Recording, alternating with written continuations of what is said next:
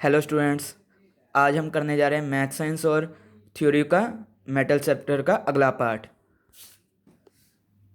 पिछले पार्ट में हमने फिजिकल प्रॉपर्टीज़ कर ली थी। आज हम करेंगे मैकेनिकल प्रॉपर्टीज़ या यांत्रिक गुण। ठीक है। क्या होते हैं? प्रत्येक धातु में कुछ यांत्रिक गुण होते हैं, परंतु धातु में अन्य अलॉय धातुओं को मिलाकर यांत्रिक गुण पैदा भी किए जा सकते हैं। ठीक है। कुछ धातुओं में मतलब कि हर धातु में कुछ ना कुछ तो गुण होता ही है। ठीक है। पर कुछ नॉन मेटल्स वगैरह को मिलाकर हम नए यांत्रिक गुण पैदा भी कर सकते हैं। जैसे पहला है हमारा मैकेनिकल प्रॉपर्टी स्ट्रेंथ या सामर्थ्य। धातु का वह गुण जिसके कारण वह अपनी आकृति या अवस्था में परिवर्तन किए बिना बाहरी बलों को सहन करने की क्षमता रखता हो, सामर्थ्य का गुण कहलाता है। जैसे लोहे और स्टील की सामर्थ्य सोने और चांदी से ज़्यादा होती है। मीन्स बाहरी बल मीन्स अगर हम हथौड़े से किसी भी चीज़ को पीट रहे हैं तो उसमें कितनी क्षमता है अपने आप को सहन करने की।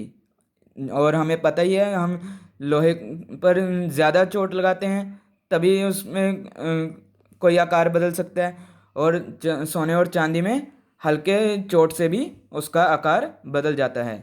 हमारा अगला गुण है इलास्टिसिटी या प्रत्यास्थता।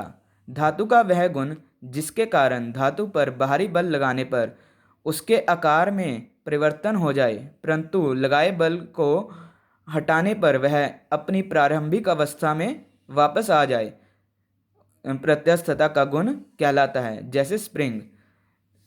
इसमें क्या है, अगर हमने कोई भी बाहरी बल लगाया, ठीक है, हमने रबड़ को खींचा और जब हमने बाहरी बल हटाया, परंतु लगाए बल को हटाने पर जब हमने रबड़ को छोड़ा तो वह अपनी पोजीशन में वापस आ गई, तो वह गुण कौन सा कहलाता है? इलास्टिसिटी। तीसरा गुण है हमारा प्लास्टिकता या प्लास्टिसिटी। धातु का वह गुण जिसके कारण धातु पर बाहरी बल लगाने पर उसके आकार में परिवर्तन आ जाए, परंतु बल हटाने पर वह अपनी प्रारंभिक अवस्था में वापस ना आ पाए, प्लास्टिकता का गुण कहलाता है। ठीक है। इसके लिए कोई भी एग्जांपल ले सकते हैं कि हमने कोई भी बल लगाया लोहे पर, हथौड़े से चोट लगाई, ठीक है, उसका आकार बदल गया। अब ये तो नहीं है कि वो अपनी पोजीशन में वापस आ जाएगा, ठीक है, उसमें डेंट पड़ जाएगा, ठीक है, परमानेंटली। वो बाद में फिर से कोई बल लगाएंगे फिर सही होगा। ठीक है।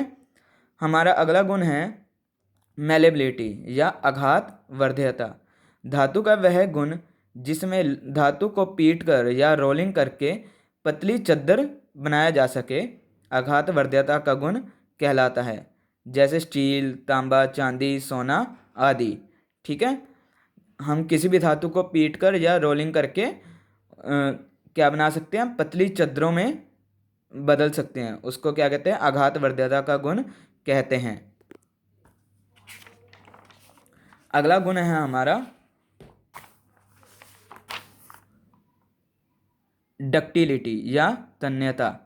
धातु का वह गुण जिससे उसको खींचकर पतली तारों में बदला जा सके, तन्यता का गुण कहलाता है। जैसे एल्युमिनियम, तांबा आदि।